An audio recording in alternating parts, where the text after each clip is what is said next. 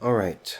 Um, I'm going to start off with one of my childhood crushes, Emma Watson. I was thinking about saving this one for one of my last stories, but it's somewhat old news. Well, nah, it's not old news, but um, it's just I felt the need to talk about it because right now I'm currently working on a paper um, on relationships and stuff like that. And it's, you know, I kind of hate writing essays for school. I like doing stuff for myself, but I mean, there are some things that do interest me in things that I write for school. But Emma Watson, and I'm going to talk about the whole self-partnered thing here, man. Let me tell you something. I love Emma Watson. She made Harry Potter bearable. I should say the series, just, watching it. I've never read the books, never will. But she is just really good looking to me. I love her freckles. I love her body shape. Like, I think that is like the ideal shape of a woman in my mind. In terms of her being a feminist, that's cool. She can believe what she wants to believe. There are things I disagree with her on. I honestly wish, and not from a fanboy perspective, but I wish I could like interview her one day. I don't know if she could be a guest on this podcast one day if it gets big enough. Oh my gosh, that would just be so great. But here we go. Emma Watson says she's self-partnered. Here's what that means and why it's not a bad idea. Celebrities like Emma Watson and Gwyneth Paltrow are reframing traditionally negative relationship statuses and helping remove the stigma. Here's how to go from single to self-partnered. Okay, so here's what let me just say this. Before we do this, when you create a new term, you got to go to the dictionary. Okay? So we have to figure out, what does self-partnered mean? Okay. So, partner means, this is from Merriam-Webster, so this isn't Google, this isn't, Urban Dictionary, this is Merriam-Webster's, okay? A lot of credibility here. One associated with, this is one definition, one associated with another, especially in an action, a person with whom one shares an intimate relationship, one member of a couple. And I'm going to say this, I think that specific definition, entry 1 of 2, letter B, I think that's where she got it from. And in a way, you could try to twist the meaning and make it mean self-partnered, where you can say self-partnered and it makes sense. But when you need another person to partner with, you cannot partner with yourself. You can be at peace with yourself. You can be okay with being single, but you cannot partner with yourself. That's just not how the word works. It has to be one being and another being. It's not just an internal thing. I can kind of see where she went with this, but I just disagree with her on the definition. Based off the definition. Okay, so let's just get into the article. Okay. Approaching a milestone birthday inevitably forces us to evaluate what we've achieved and where we feel we've fallen short, both personally and professionally. In a recent interview with British Vogue, actress Emma Watson said one thing she's made peace with as she nears her 30th birthday is her current relationship status. It took me a long time, but I'm very happy being single. I call it being self-partnered. I'm going to go on a little bit of a limb here. I'm going to kind of call out Emma Watson, okay? I believe if you feel like you have to rename something, if you have to give something another term, that means you're not really satisfied and you're trying to twist it to make it sound better. I personally don't, I'm not saying she's not happy. I'm just saying I don't think she's as happy as she is presenting to be. Because here's the thing. Because I'm going to be honest. I'm happy being single. But I will say this. My desire is, to be in a relationship. I would like to be in a long-lasting, lifelong relationship with a woman who we will, live together, and eventually, have children together and all of that, and just make wonderful memories together. So, I personally, I just don't think she's as happy as she is claiming to be. But then again, this is just me from the outside looking in. Back to the article. What does that mean exactly? Carla Marie Manley, a clinical psychologist based in California, sees merit in the idea. Manley describes the relationship status this way. Self-partnering focuses on the ideal of being happy and complete as a solo individual. I kind of think that's a little redundant. Solo individual. A self person would feel whole and fulfilled within the self and does not feel compelled to seek fulfillment through having another person as a partner. That doesn't necessarily mean a self-partnered person doesn't date or never hopes to get married someday. It's that they're taking the time to know themselves first. To be truly self-partnered, one must often invest a great deal of time and energy on personal development, says Manley. Okay, so here's the thing. Emma Watson is she's an attractive woman, just physically. Forget who she is. Let's just take her as a woman and put her in a vacuum. Okay, she's very attractive. Nice height, nice hair, nice face, nice everything in my opinion. Okay, her biological clock is ticking. I don't know if she wants kids, but I mean, if you know, let me know, and then I'll say something. But I don't think she is. I personally don't think she wants kids. Because here's the thing. She's near 30. She's about to be 30. And 30 is an interesting age. I'm not 30 yet. I'll be, I still got a decade. But as a guy at 30 and a woman at 30 is totally different. If she doesn't want kids, that's perfectly cool. She's her own person. She can do what she wants. More power to her.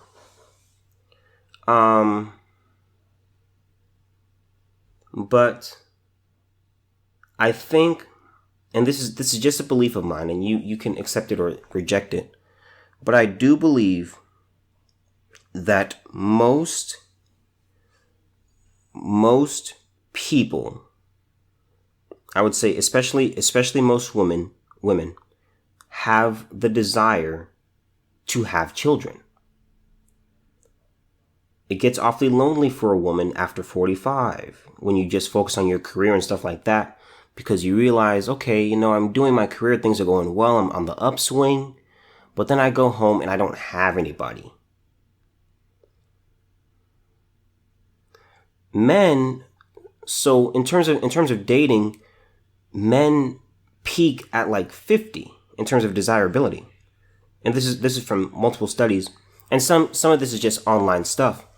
But women at 18, they peak at 18 in terms of desirability, which is really interesting. And it just really shows where it's like, okay, not only is the biological clock ticking, but the desirability clock is ticking. And it's like, wow. So for a guy like me, in 30 years, I'll still be desirable. If I were a woman, my desirability would be on the decline. But but it's interesting. So I did a little bit of research, and in Pew Social Trends, and let me just say this.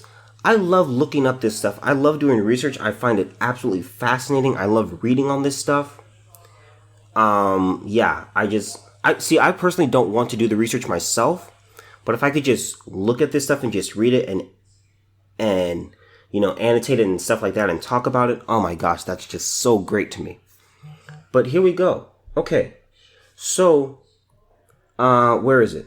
Okay, so the median age at first marriage is now 27 for women and 29 for men, up from 20 for women and 23 for men in 1960.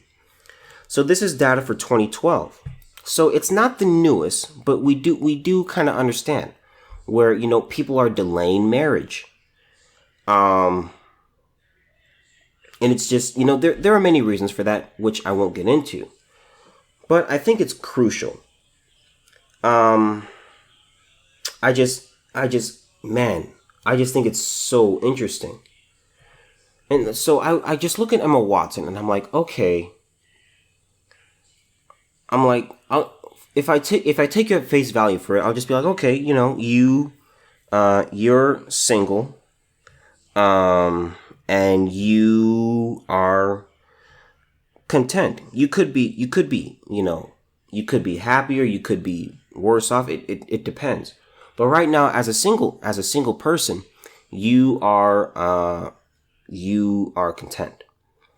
But with her calling it self-partnered, I just believe that I just don't believe that you can partner with yourself.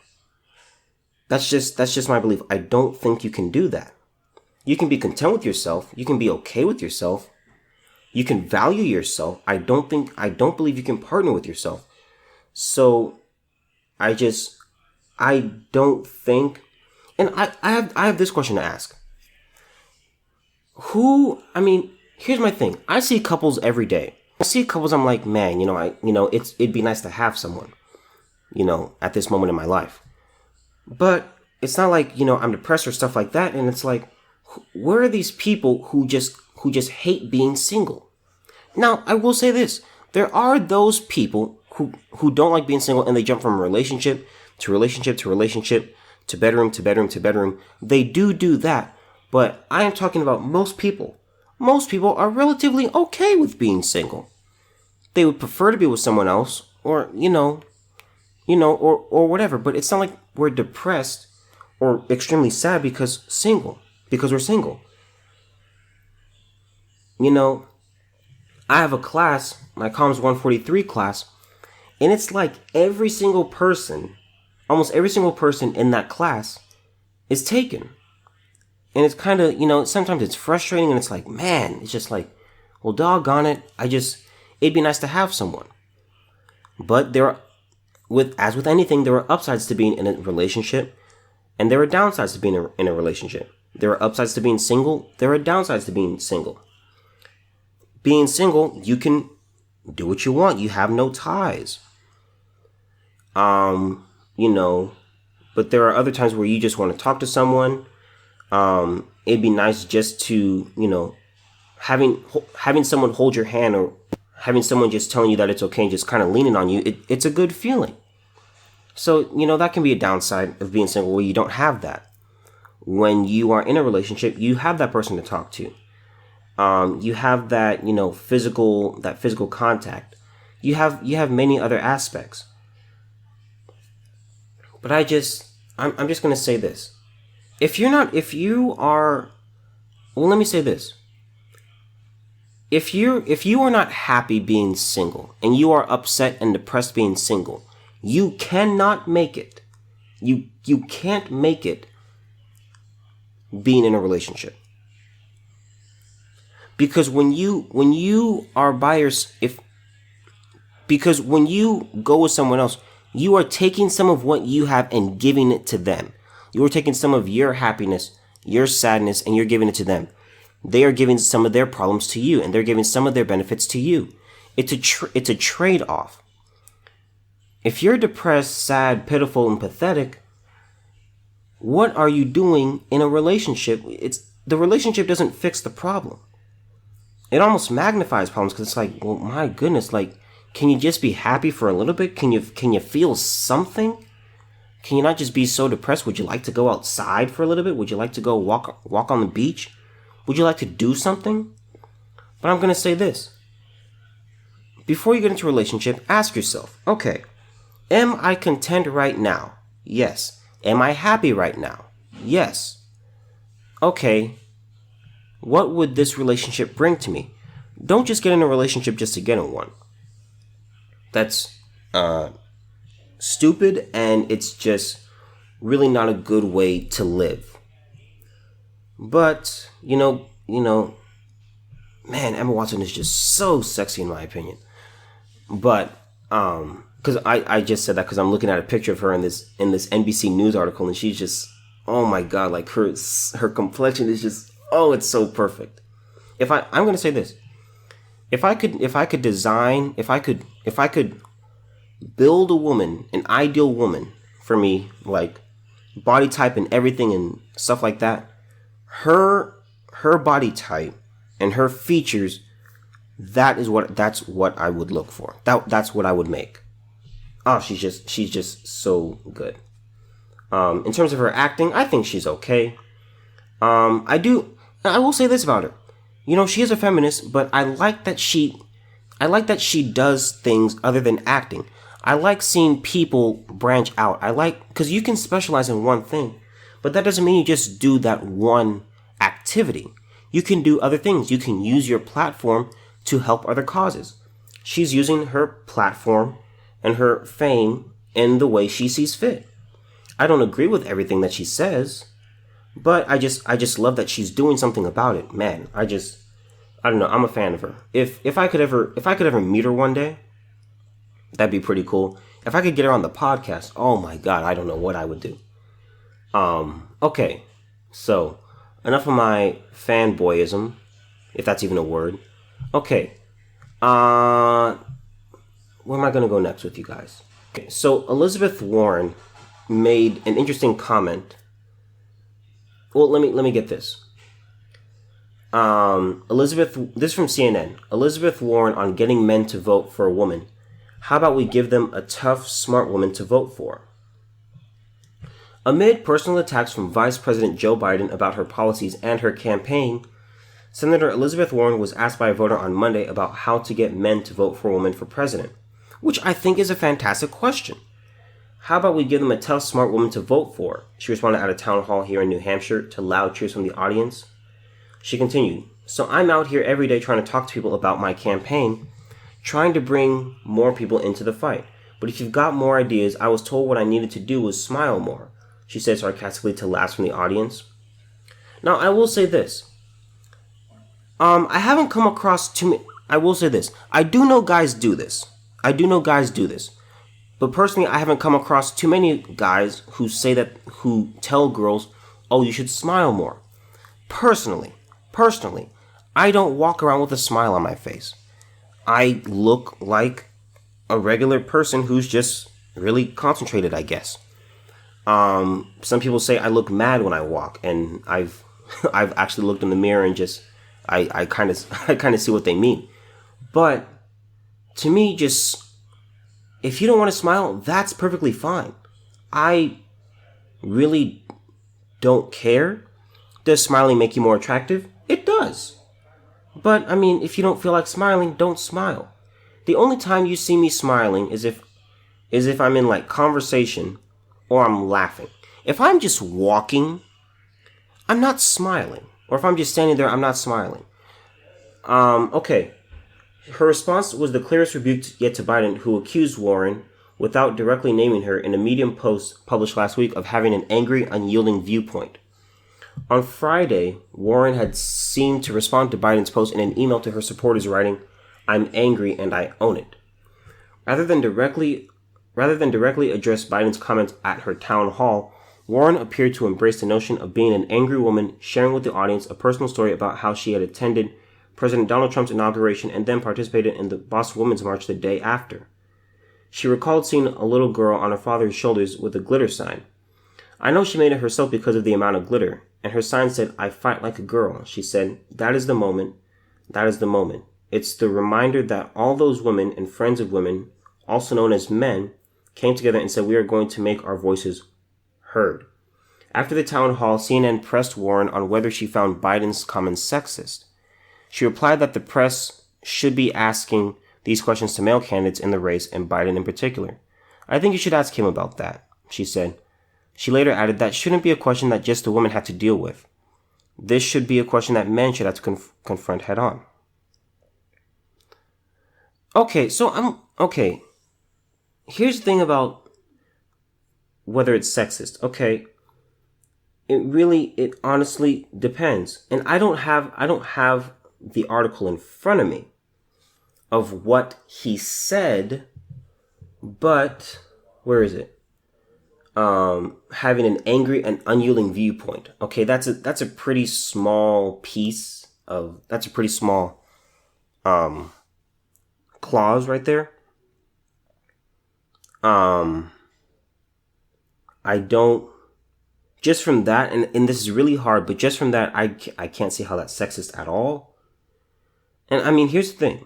If you take it, here's the thing I always say. Offense is taken. It is not given. If I say something to you, I cannot push a button to make you feel a certain way. It's not like me punching you, where I directly cause you to feel pain. Unless you have that one disease that one neurological disease where you can't, I don't know if it's neurological, but you have that one disease where you can't feel pain. But it's not, words aren't like that. If you feel offended by something, that is your problem. If I feel offended by something, that is my problem. That's how words work. Is it sexist? It depends. It seriously depends. Some may say it's a joke, some may say it's satire, some may say, okay, yeah, she's angry. And some may say, oh, yeah, that's sexist. It's like, okay, let's suppose she wasn't a woman and he still said the same thing. People wouldn't say, oh, that's sexist. See, people look at the ends. People look at who it's directed to. Then they backtrack and they say, oh, that has to be racist, sexist, homophobic. It's just stupid stuff. It's like, okay, this person checks these boxes. This was the comment. Well, that seems kind of racist because it's a black guy. If it was a white guy, well, it wouldn't really be racist. But because it went to a black guy, it's racist. If it goes to a black girl, oh, that's sexist. That's racist and sexist. Oh my goodness. But then if she's a black girl who's lesbian, it's like, oh, that's homophobic, racist, and sexist, and you can just keep checking boxes all over the place. So I'm gonna try to answer this question. If I'm gonna pretend I'm a candidate here, and someone okay. So the question was, how to get the exact question isn't in quotes or anything like that. Okay, so if someone asks me, Solo, so how do you get men to vote for a woman president? I would say, okay, well, when it comes to voting, you have to vote based off policy, not for personality or anything like that. So primarily it's like, okay, does the candidate have good policies? I would do a generally broad statement because it's like, because again, I really don't care if it's a man or woman. I just look at policy and I'm like, okay, this person has the best policies for the country and also for myself and my family. So they will get my vote. It's like this. Forget faces, forget names, forget all of that. If you just took people's policies and you just laid them in front of people on a sheet of paper and you just said, who has the best policies? Do you realize how different voting would be? People talk about, Castro just talked about how Iowa's like not diverse enough for the primary, and I'm just like, dude, what are you talking about? Just this intersectionality stuff is just so garbage. I really am a fan of this. Okay, someone says something, you don't know who says it, all right? And then you put that on a sheet of paper and you read the paper. You just read what it says. You don't know who said it. You read it. And then you're like, okay, let's rank these policies. Okay, which one's the best? I choose this one. Voting would just be so different. It's not. I don't care about your race. I don't care about your sex. I don't care about your sexual orientation. Do I have preferences? I do. I will admit that I do. But at the end of the day, I'm looking at, okay, who's got the best policies? Who has the best ideas? Who has the best plan? And I don't want to just say best ideas, because there's a lot of people that have ideas, but there's no plan. It's like people who say, oh, Medicare for all. What does that mean? How are you going to pay for that? Where's the money going to come from? How high are taxes going to be? You have to look at all of these things, and it's just like, okay, let me see your overall plan. Present that to me. Okay, that's candidate number 1. Candidate number 2. Go ahead, present. Okay, and you do all that for the candidates. Forget faces, forget names, and just do that. I'm going to be honest. If I thought Elizabeth Warren had the best policies, I would vote for her.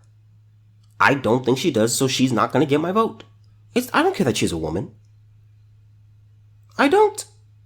It's totally. I couldn't care less, really. Would I prefer a man? I would.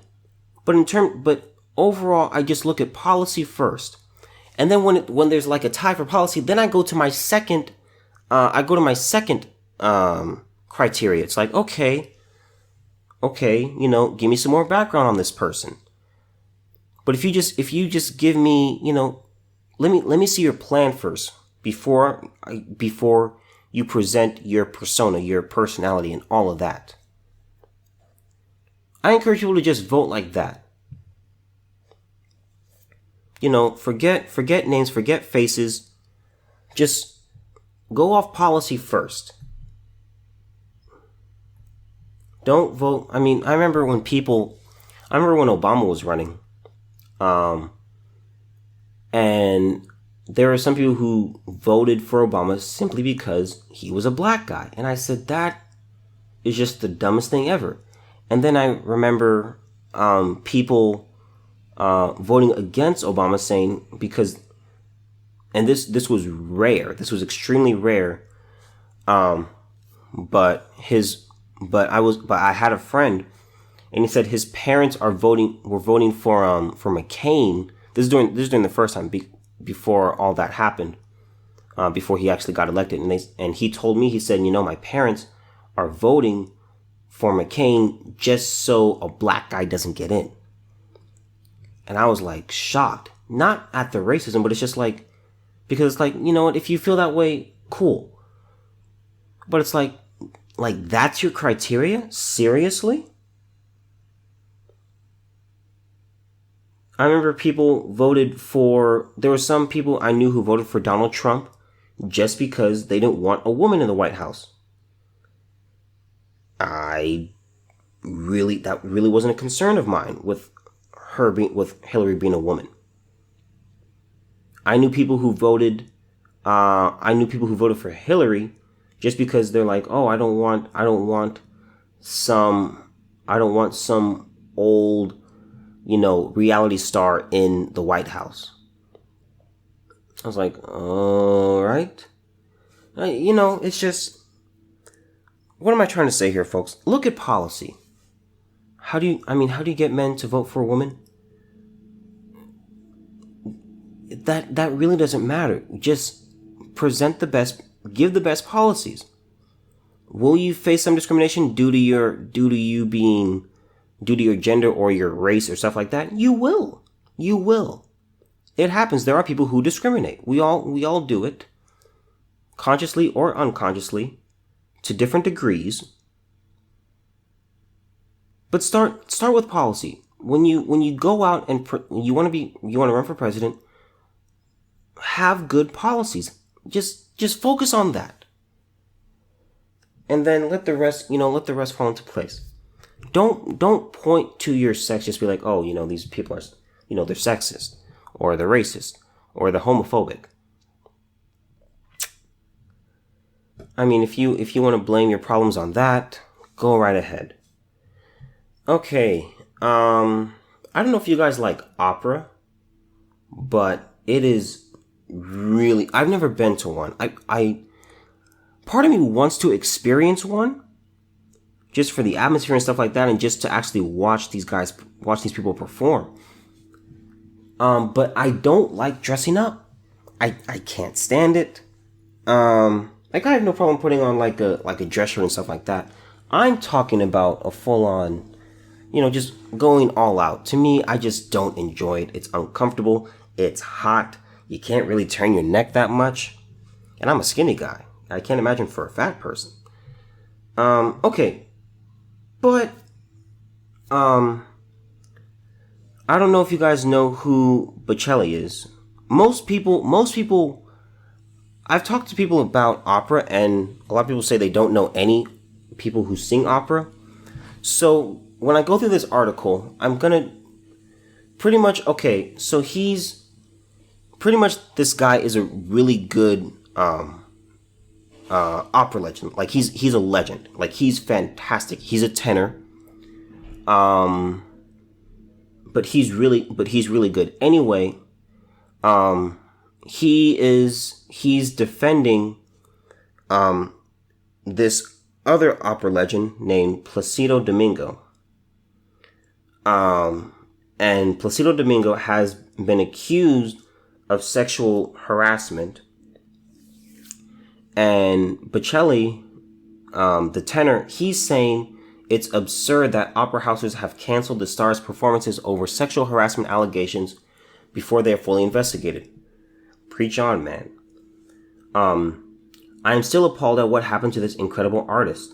I don't understand this. And I want you to listen to this.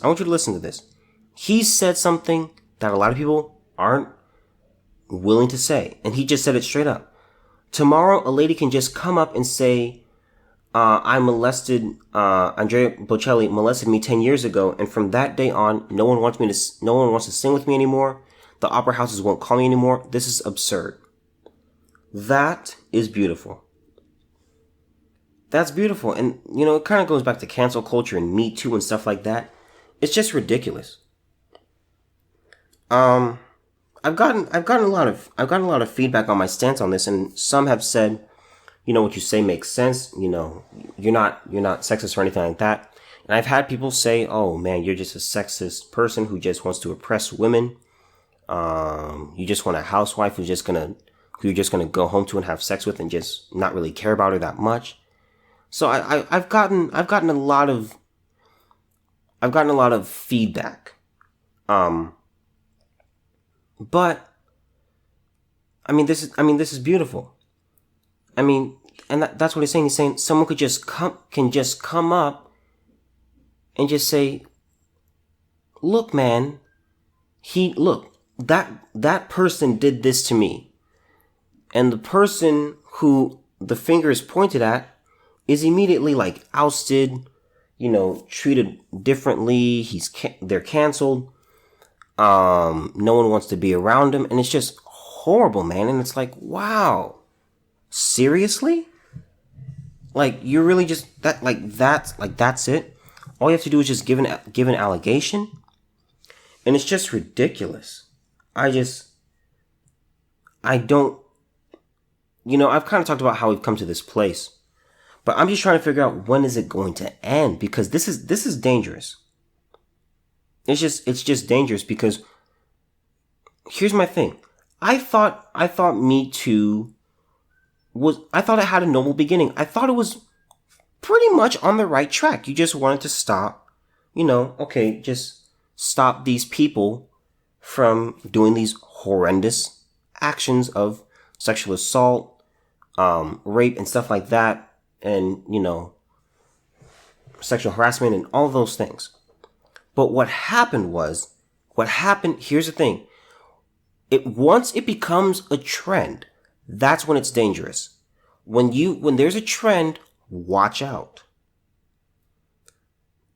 And that's what happened with Me Too. It became hashtag Me Too. And it was like, oh my God, this happened to me, this happened to me, this happened to me. And it's like, okay,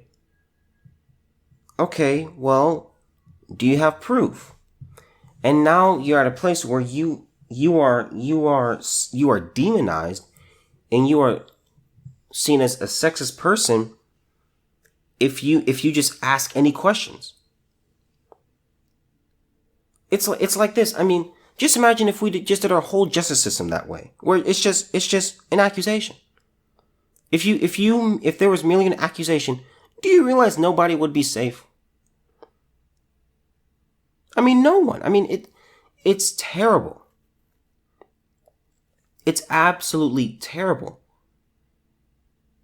I mean, it's like if you're accused of doing something,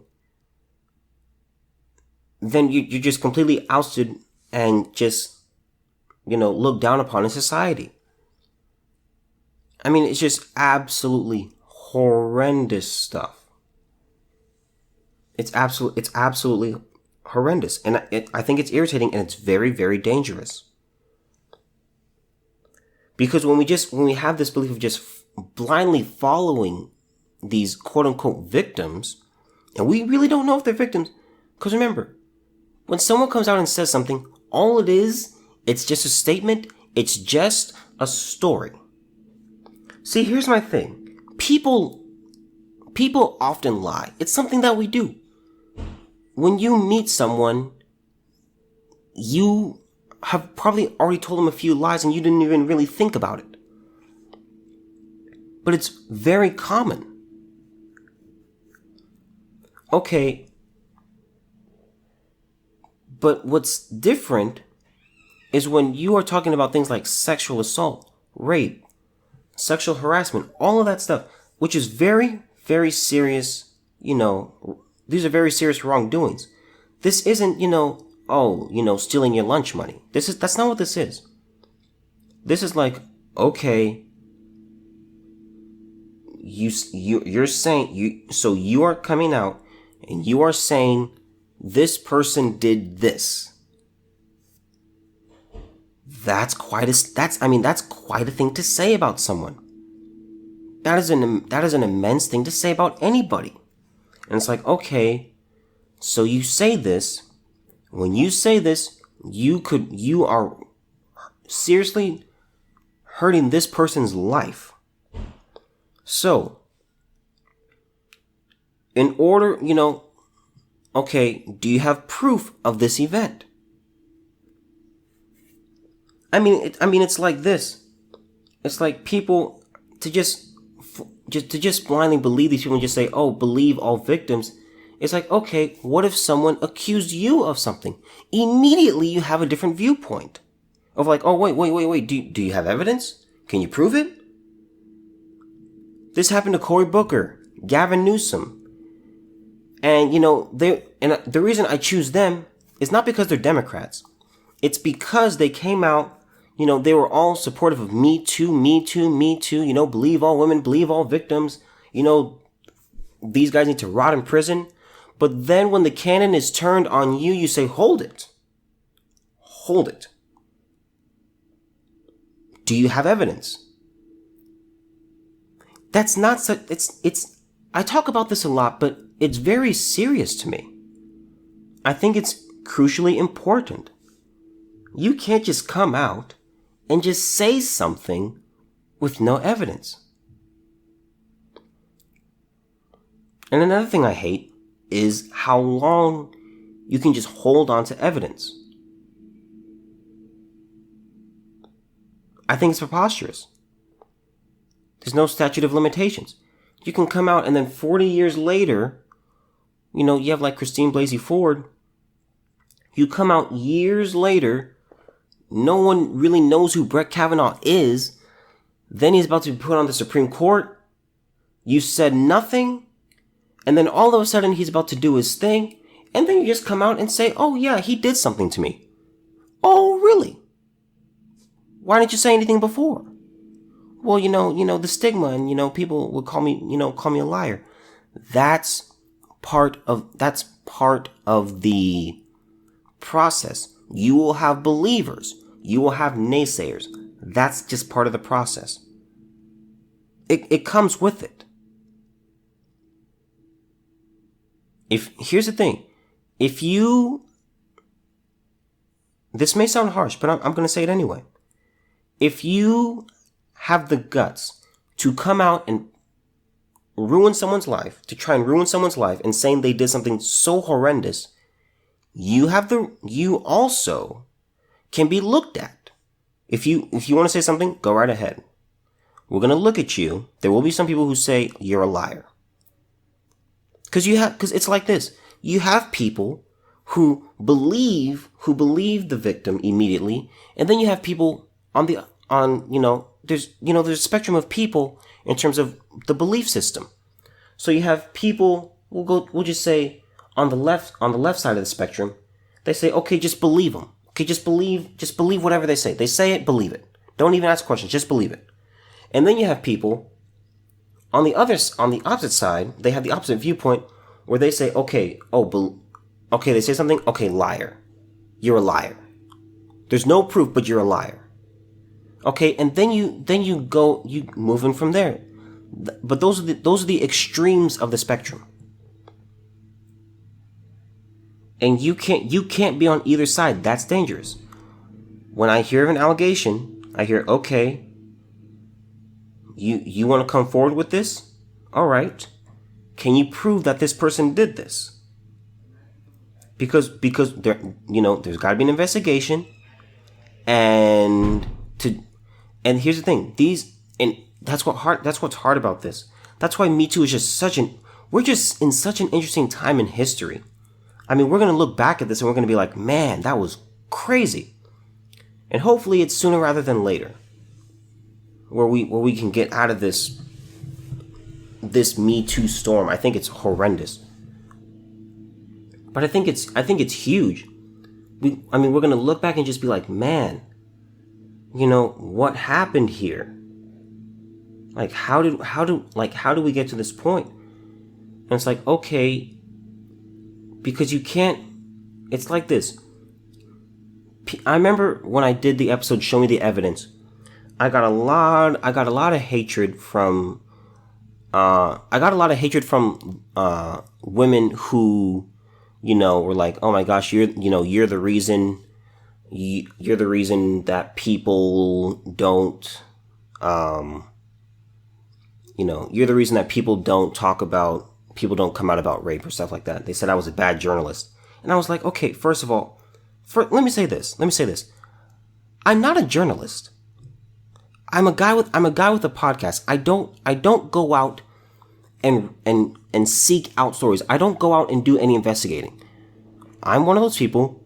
I see a headline and I react to it. I'm not a journalist. There is a difference. But anyway, and then you had the woman who I talked about, and she DM'd me, and she didn't DM me, but in the comment section, we went back and forth. And, her and I talked quite a bit, and then it just kind of turned sour. But pretty much we were talking, and she said, okay, and one question I asked her was, okay, is your goal for justice to take place, or is your goal to just be believed and just be accepted for what happened? Because that's what's crucial. It's like this. Believing, it's like this. Let's say the person does it, and the victim comes out and says they did this, and we just say, oh, okay, we believe you. And then we just leave it at that, and we don't do anything. We don't punish the guy or anything happens. I mean, if you just want to be believed, all right. We'll just say we believe you. But that's not how it works. Because when they say, okay, believe me, which means don't ask me any questions, just look at that person and get them. Prosecute them. Because here's the thing, when you have two contradicting stories, you can't have your cake and eat it too. Here's the thing, if you automatically believe one person, that automatically means you have to believe the other person is lying. That's how that works. If someone says, I do the lunch money thing all the time. Okay, this person, I say, person A stole my lunch money. Person A says, I did not steal his lunch money. Those are two contradicting statements. You can only believe one. If you believe mine, that means you will address it and you go after it as, okay, yeah, you took his money, give it back to him. Or you can go the other way. You side with person, or you believe person A and say, okay, Solo he's lying about his lunch money getting stolen. That's what happens with this stuff. That's why it's just so dangerous. Cause here's the thing. When people talk about this whole Me Too thing, I'm cool with it. The problem I have with Me Too is the practice of just believing these people. And that if you are accused of something, you are, you're seen in a bad light, you're seen as horrible, you're canceled and just stuff like that, and your life is just wrecked. That's my problem. If you have the I just believe this. And I don't think this is that hard.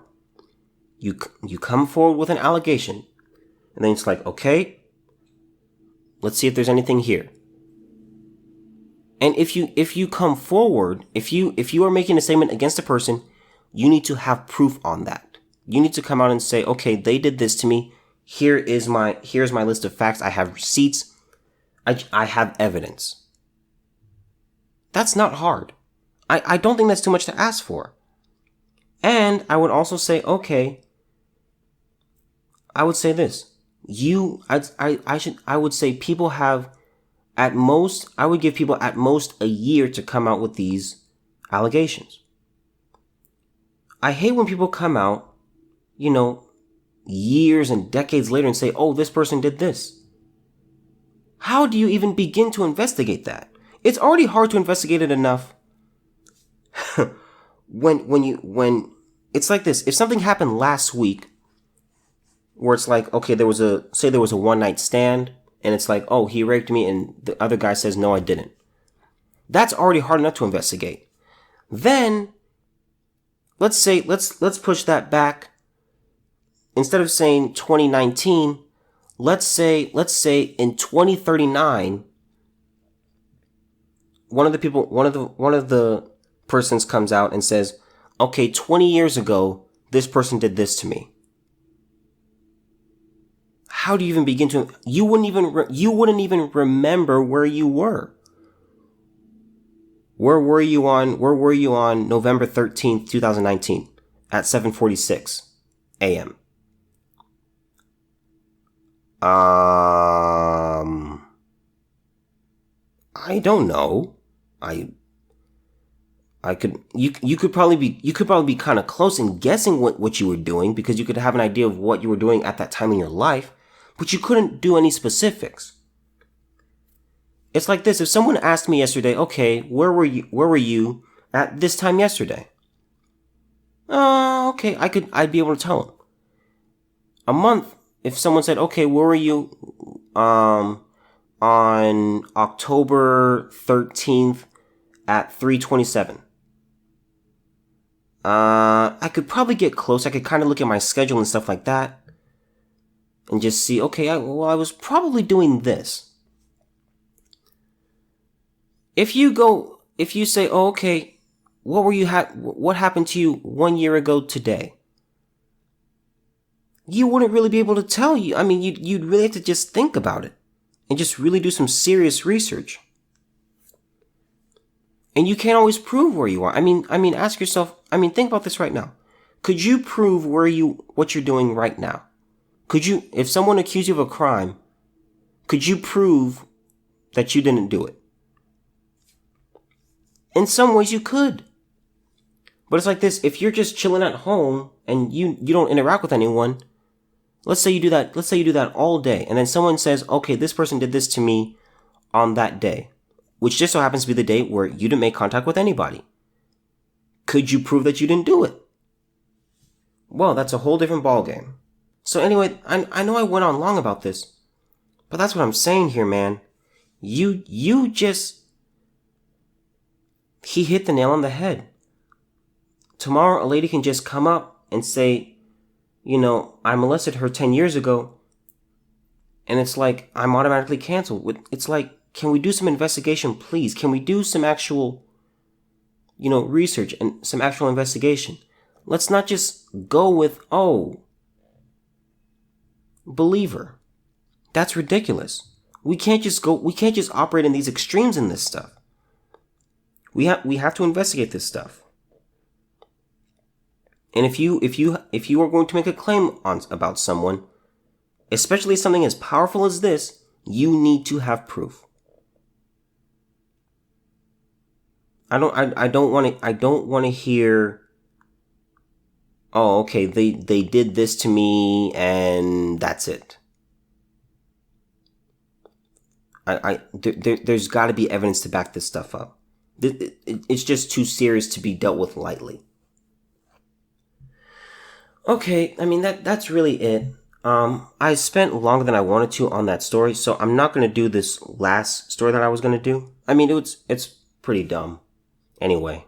But anyway, that's it. I just feel so passionate about this, man. I think it's just such a dangerous thing to just have an allegation and then you're immediately seen in this negative light and you have to prove, it's like you have to prove that you didn't do it. There are still some women today who believe that Justice Brett Kavanaugh did whatever to Christine Blasey Ford. Christine Blasey Ford had no proof. It's like, well, I mean, let's just think about this.